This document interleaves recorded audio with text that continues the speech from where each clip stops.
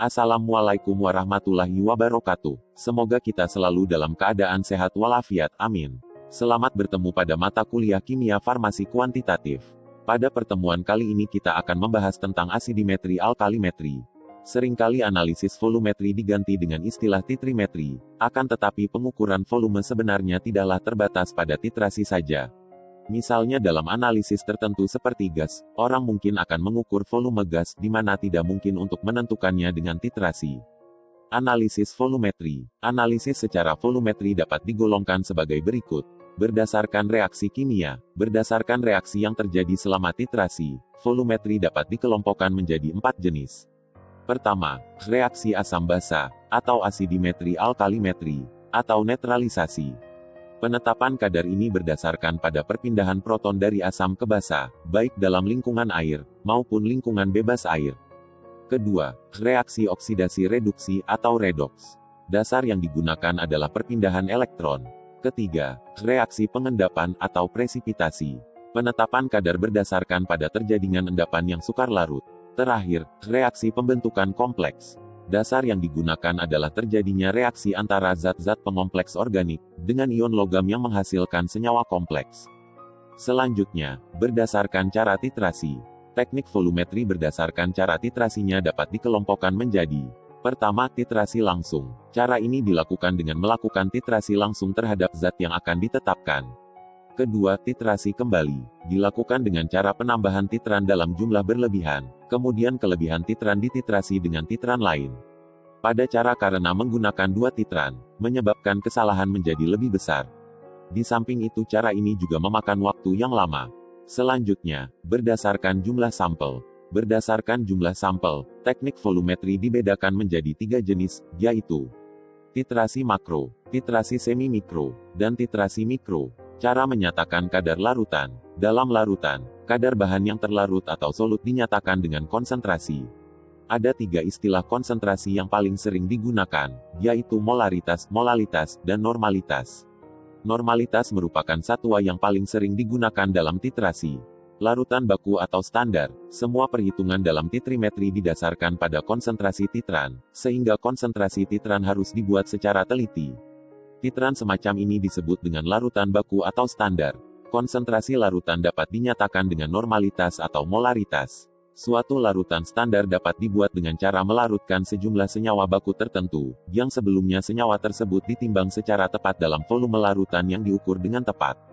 Larutan standar ada 2 macam, yaitu larutan baku primer dan larutan baku sekunder. Larutan baku primer mempunyai kemurnian yang tinggi. Larutan baku sekunder harus dibakukan dengan larutan baku primer. Suatu proses yang mana larutan baku sekunder dibakukan dengan larutan baku primer disebut dengan standardisasi. Asidimetri alkalimetri. Asidimetri dan alkalimetri termasuk reaksi netralisasi, yakni reaksi antara ion hidrogen yang berasal dari asam, dengan ion hidroksida yang berasal dari basa untuk menghasilkan air yang bersifat netral. Netralisasi dapat juga dikatakan sebagai reaksi antara donor proton atau asam, dengan penerima proton atau basa.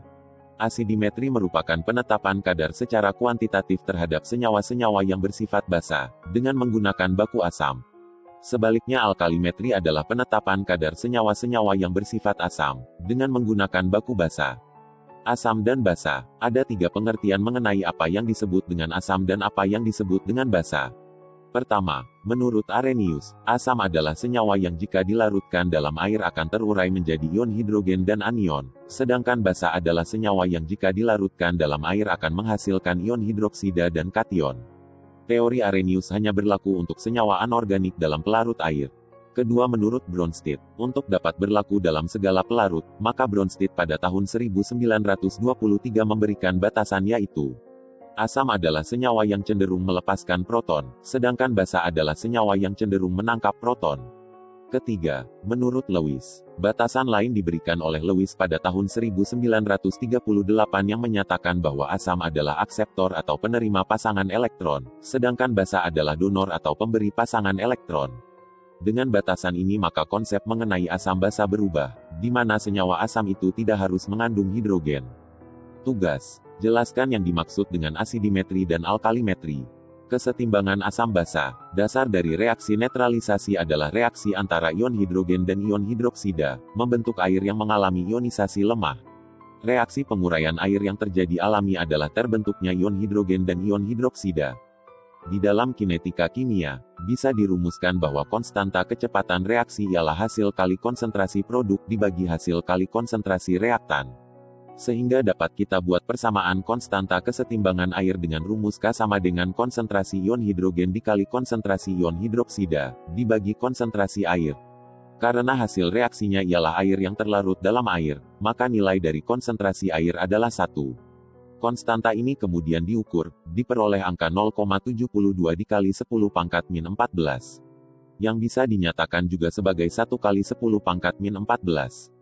Di dalam air yang murni, serta pada suhu kamar, konsentrasi ion hidrogen sama dengan konsentrasi ion hidroksida, dan kesetimbangan air 10 pangkat min 14, maka konsentrasi ion hidrogen adalah 10 pangkat min 14, sama dengan 10 pangkat min 7.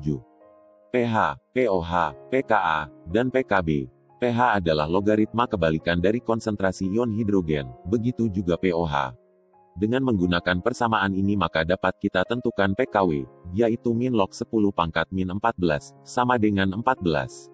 Dan dengan menggunakan persamaan tersebut maka dapat kita tentukan pH sama dengan pKw dikurang pOH. Untuk memahami K, maka kita harus mengingat kembali tentang disosiasi asam, di mana saat suatu asam hal larut dalam air, sebagian asam tersebut terurai atau terdisosiasi membentuk ion hidronium dan basa konjugasinya, sehingga dapat kita tentukan K menggunakan rumus kesetimbangan. Sementara untuk pKa sama dengan min log K. Kurva titrasi netralisasi. Jalannya proses titrasi netralisasi dapat diikuti dengan melihat perubahan pH larutan selama titrasi. Yang terpenting adalah perubahan pH pada saat dan di sekitar titik ekivalen. Karena hal ini berhubungan erat dengan pemilihan indikator, agar kesalahan titrasi dapat diminimalisasi sekecil-kecilnya. Kurva titrasi dibuat dengan pH sebagai ordinat atau sumbu Y, dan penambahan larutan baku dalam satuan mililiter sebagai absis atau sumbu X. Kurva netralisasi dibuat dengan mengamati pH selama titrasi secara elektrometris menggunakan pahmeter atau dengan perhitungan pH memakai rumus yang lazim untuk perhitungan pH. Ada 4 jenis titrasi asam basa, yaitu netralisasi asam kuat dengan basa kuat, netralisasi asam lemah dengan basa kuat, netralisasi basa lemah dengan asam kuat, netralisasi asam poliprotik dengan basa kuat. pH titrasi dapat dihitung pada 4 tahap, yaitu tahap mula-mula. Kedua, tahap sebelum titik ekivalen. Ketiga, tahap saat titik ekivalen. Dan terakhir, setelah tahap ekivalen. pH mula-mula dihitung menggunakan konsentrasi dari asam kuat. Pada baris biru merupakan jumlah mol mula-mula dari senyawa. Baris merah merupakan jumlah mol yang bereaksi. Sementara baris hijau merupakan jumlah mol sisa. Untuk menentukan mol, gunakan rumus konsentrasi, yaitu konsesi dikali volume. Pada reaksi mula-mula karena hanya senyawa asam kuat saja, maka pH merupakan konsentrasi dari asam kuat. pH sebelum titik ekivalen dihitung menggunakan konsentrasi sisa dari asam kuat yang telah bereaksi dengan basa kuat. Pada kasus ini jumlah mol basa kuat adalah 4 milimol, sehingga jumlah asam kuat yang akan bereaksi juga 4 milimol. Hal ini disebabkan karena koefisien reaksi antara asam kuat dan basa kuat sama-sama 1. Jumlah mol sisa asam kuat adalah 1 milimol, kemudian dibagi dengan total volume larutan. Sehingga diperoleh konsentrasi asam kuat sekitar 0,01, dan pH larutan sekitar 2. Pada titik ekivalen, konsentrasi ion hidrogen dan ion hidroksida sama banyak, sehingga konsentrasi ion hidroksida ditentukan dengan ketetapan 10 pangkat min 7. Sehingga pH larutan 7. pH setelah titik ekivalen dihitung menggunakan konsentrasi kelebihan basa kuat yang bereaksi. Jumlah mol sisa basa kuat adalah 1 milimol, kemudian dibagi dengan total volume larutan. Sehingga diperoleh konsentrasi basa kuat sekitar 0,01, pH larutan dicari dengan menggunakan rumus 14 dikurang pOH. Ini merupakan kurva titrasi asam kuat dan basa kuat. Untuk titrasi lainnya juga menggunakan prinsip sama dalam penghitungannya. Tugas.